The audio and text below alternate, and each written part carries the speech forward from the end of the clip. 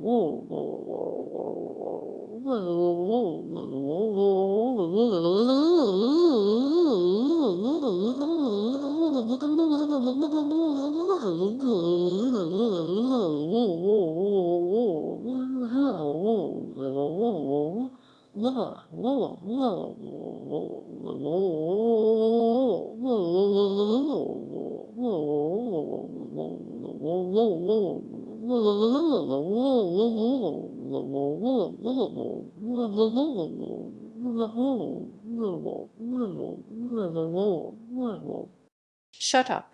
Stop copying and pasting off each other for 1 minute and read the actual study you think you all commenting on. Even the authors of the study were so appalled at this misrepresentation of their work that they issued a public rebuke to these incompetent commentators.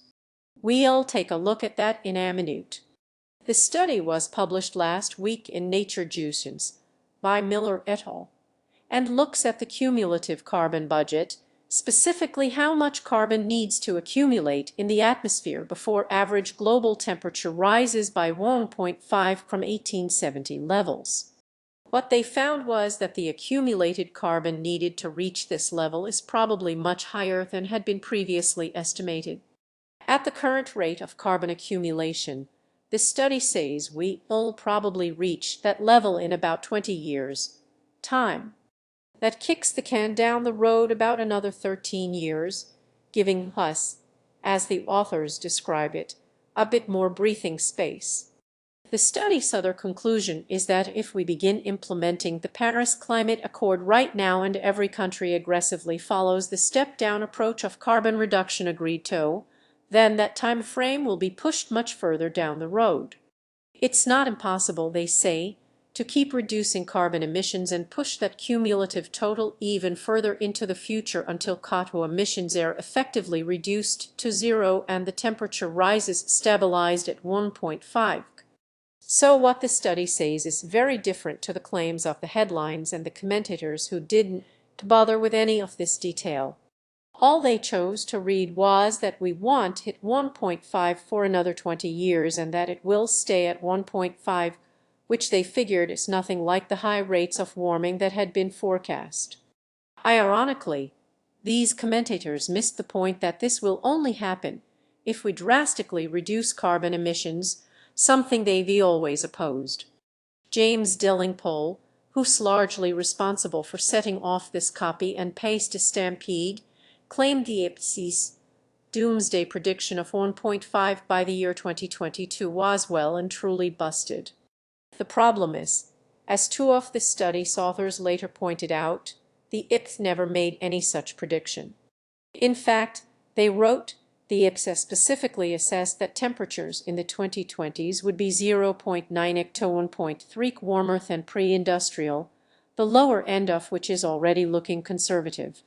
Anyone who had trouble to read our paper would have found this IP-Core5 Chapter 11 projection helpfully labeled on two of our figures and clearly consistent with our new results. And yes, here it is, highlighted in orange. It's funny, when I was alerted to this study, I took a quick look at the abstract and it was pretty clear what the paper was trying to say. I posted a response on my channel saying, "My bet is that the so-called skeptics are now going to hold up this paper and say," and I was dead right. Delingpole decided the paper was vindication. In Breitbart News, he wrote that Michael Grubb, one of the authors, is claiming that the facts have changed, which they haven't. Climate skeptics have been saying for years that the IPCC climate models have been running too hot. But Delingpole's completely misrepresenting Grubb's statement by making it sound as though he's saying that the facts about the climate models have changed. If we go to Delingpole's source, the Times newspaper, it asserts that Grubb admitted that his previous prediction had been wrong. He stated during the climate summit in Paris in December 2015, but Grubb wasn't talking about his previous prediction on climate.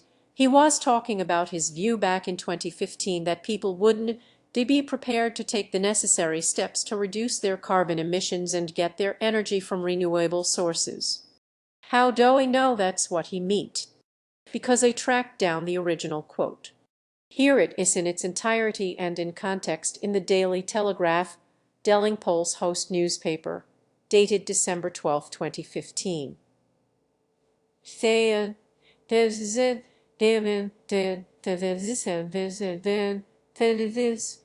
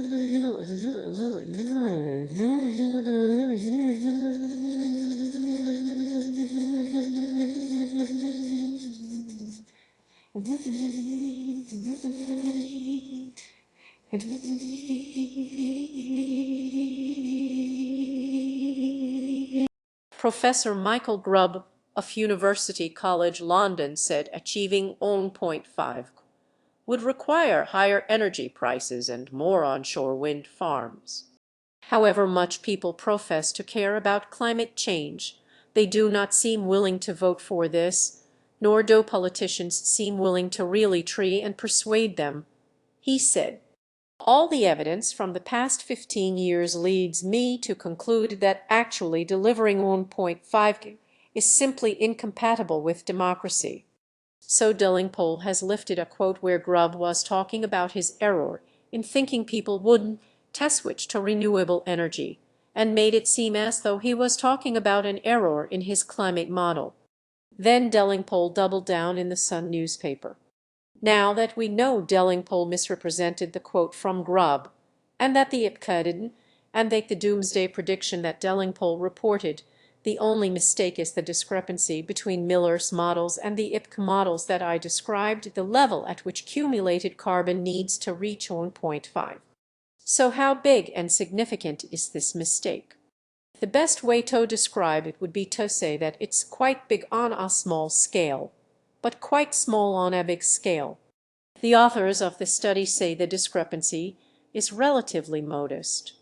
For a global temperature rise of 3 or 4, this discrepancy would be relatively insignificant for the remaining carbon budget.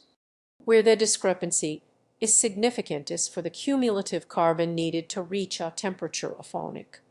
And they say that's because we only need a further increase in temperature of about 0.6 to reach that figure. The researchers say it's such a small amount that even a minor temperature discrepancy between the two models would shift that date considerably. Study authors Richard Miller and Miles Olin said they'd even explained why there was a discrepancy at a press briefing. We took pains at the briefing to stress the discrepancy was likely due to other, more transient factors. Those who were there evidently understood. But it seems Delingpole either wasn't there or he didn't understand. If you were still inclined to believe the armchair commentators and the craze of fear of global warming is exaggerated, say scientists, or if you fancy yourself as an armchair commentator in the comments forum here, for goodness sake, read what the study's authors themselves wrote about how their study was being misreported. After reasonably accurate initial reporting, suddenly our paper was about a downgrading of the threat of climate change, when it was actually nothing of the kind. Our predictions for warming rates over the coming decades are identical to those of the IPCC, and we do not assess the impacts of climate change for any warming level. I don't think I can sign off with anything more ruditive than this last word from the authors of the paper, who singled out Delingpole and left-wing Member of Parliament Graham Stringer as the most egregious of the junk science pundits. Debating the current level of human-induced warming and how it relates to the 1.5 goal feels a bit like discussing how best to steer a spacecraft into orbit around Saturn, while Delingpole and Stringer are urging their readers to question whether the Earth goes round the Sun.